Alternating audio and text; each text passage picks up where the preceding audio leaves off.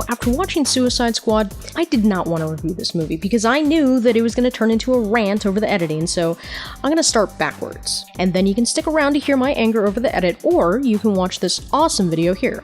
But here's the bottom line. I gave it a 7 out of 10, and I think people should watch the movie. In my opinion, it's criminally low in terms of the Rotten Tomatoes score. And obviously, I'm not one of those weirdos that believes that the site should be shut down. Business doesn't work like that. But I do think that it's indicative of the fact that you always have to make up your own mind over these matters, because film truly is a subjective medium. But back to my opinion on it, Suicide Squad is totally a ton of fun, and it's a truly faithful adaptation in terms of bringing these characters to life. It's definitely the second best blockbuster movie of the summer, in my opinion, and it's truly a fine comic book movie, right? Like, it's not a Ghost Rider 2 or a Jonah Hex, and I love that it's peppered in with, like, Easter eggs and nods to the fans, like Harley's Jester outfit, the recreation of the Alex Ross cover, her trusty mallet, and us even seeing Johnny Frost, the Joker's henchman. And it does raise some very deep questions in terms of the premise. I mean, I gotta tell you, that line from Amanda Waller of the next war being fought by metahumans, ours or theirs, this was some 2001, 2002, 9/11 discussion. I mean, I love that that's the theme. If you love peace, then prepare for war. And they did that a bit in Batman v Superman before it just wound up in shambles, but this kind of elevated dialogue and discussion amongst the characters is absolutely the way that DC should go. By the way, I loved Viola Davis as Amanda Waller. She was definitely my favorite character for being so cruel and evil, and I love how David Harbour basically used the plot of Superman 2 to back up Amanda's point of using villainous metahumans, aka desperate, expendable, superpowered scapegoats, to do their evil biddings, or in this case, clean up Amanda's fuck-ups. In terms of extending the DCEU, they did a really fantastic job by introducing us to places like Belrave, making it clear to the audience that it's a black site, and if you're labeled a terrorist, that's why you're in there. We see Arkham Asylum for the first time. We finally see the interior of Ace Chemical, and, only the exterior was briefly seen in BVS. The battle that occurs takes place in Midway City, the home for Hawkeye and Hawkgirl. We meet amazing characters. Like Grimes, the actor that portrayed him did an amazing job, and he was my fourth favorite character right after Will Smith. I didn't see Will Smith here, which is fantastic. I felt like we were watching Deadshot. And Margot Robbie was amazing as Harley Quinn, just playing the schizophrenic crazy with Stockholm Syndrome. She was great. But even though Suicide Squad raised the right questions, it didn't answer them in as elegant or proficient a manner as they could have. And quite frankly, this movie is deeply flawed and horrendously edited. It is a hot mess of reshoots and reshuffling. Whomever did the final edit should be embarrassed of their work. There is one scene where the audio is completely out of sync with the lip movement. That is not okay. And I saw this thing twice, once at the Winnetka, and then I hiked down to the Adjunct Pacific Theaters. So it's not the theater or the reel, it's an editing error. How did Warner Brothers let amateur technical problems pass through? Simple stories are fine, but the narrative structure of this film is terrible. Every scene was parsed down to the bone, and that destroys impact, because scenes are meant to breathe, because that's how you drive home an idea, where an actor can emotionally convey a point so that it sits with the audience and an idea can fester, so that when it's reintroduced later, it has a greater emotional resonance. Oh, and that third act, the CGI is an abomination. It is an insult to graphic artists. I mean, how don't they see this? The shinier the CGI, the faker it looks. Texture your shit. This is just not a well-made film, and the only saving grace for this movie is the cast and the performances that are given. Because once the movie slowed down from epileptic fit to a normal film pace, that's when everything became better, because then the emphasis was on the cast and their performances, and then all that strange, stylistic editing for the exposition and the introductions were left by the wayside. And no wonder people like Adam Halbeck in his review with JTE couldn't definitively render a decision on the film right after, because when I came out of the theater, I felt numb and indifferent, and that's when I was like, no, I need to watch this again because something's wrong here. And I don't think I've ever loved a movie for the fun that I had and rooting for the cast, while also simultaneously hating it for how butchered and incompetently put together this was.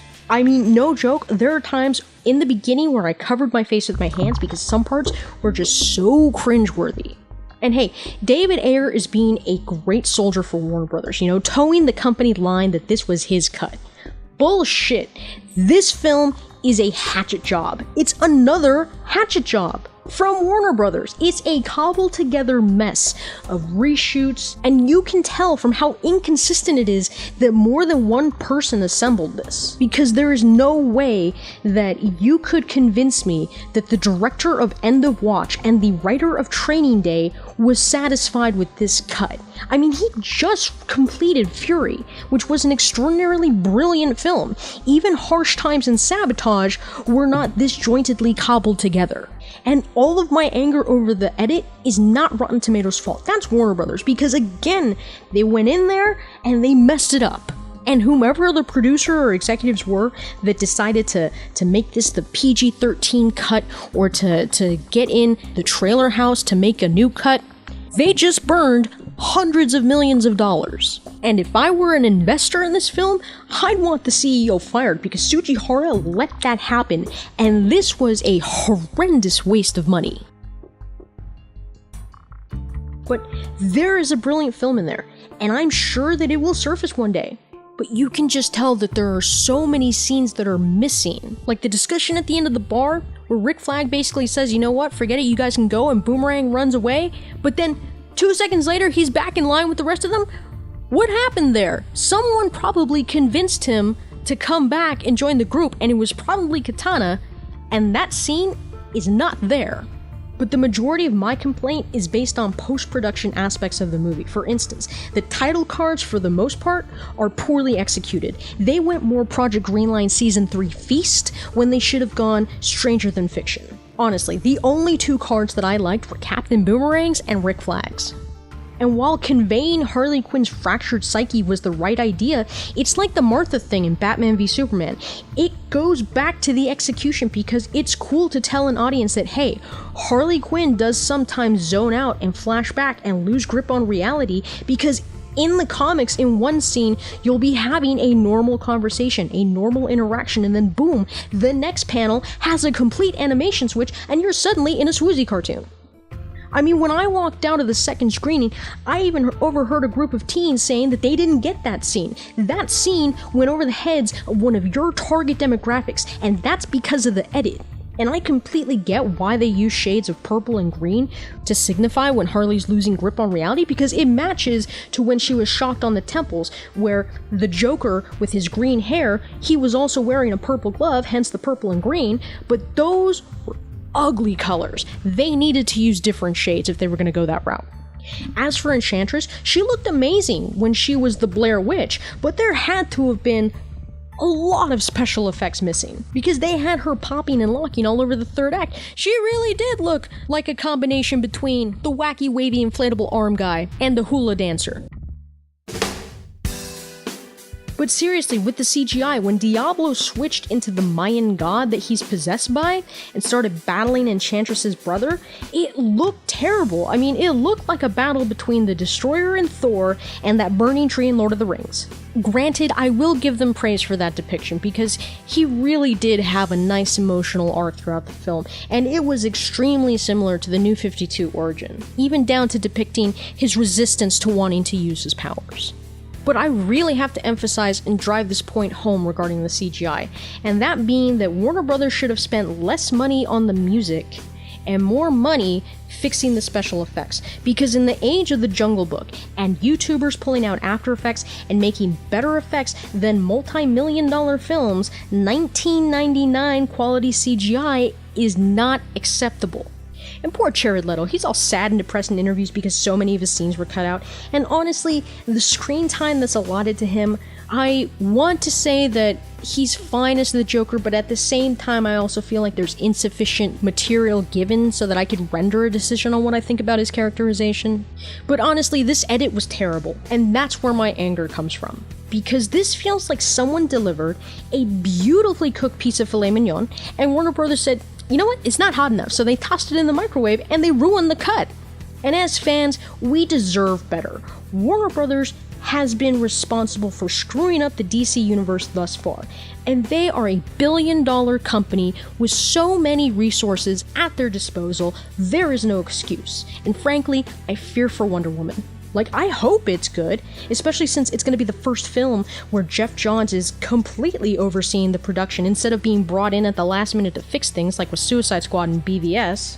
But I'm still worried about it because, like I've said in other videos, Patty Jenkins is a brilliant filmmaker. But if Warner Brothers goes in there and messes things up, we're going to wind up with another hatchet job. Like, seriously, Warner Brothers needs to back off of their directors and sell what they deliver, because they may know business, but they don't know creativity.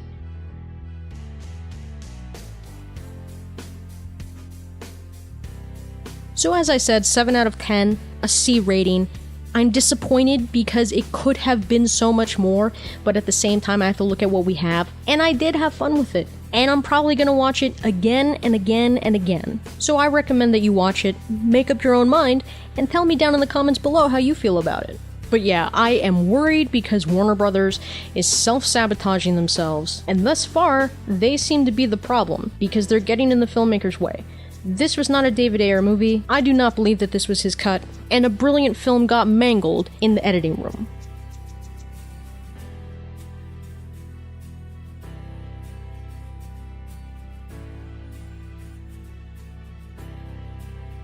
Dan, remember, please subscribe so that you're notified in your newsfeed when the next video is uploaded. Please remember to give this video a like and share it about. Help support this channel through Patreon and using any of the affiliate links in the description below.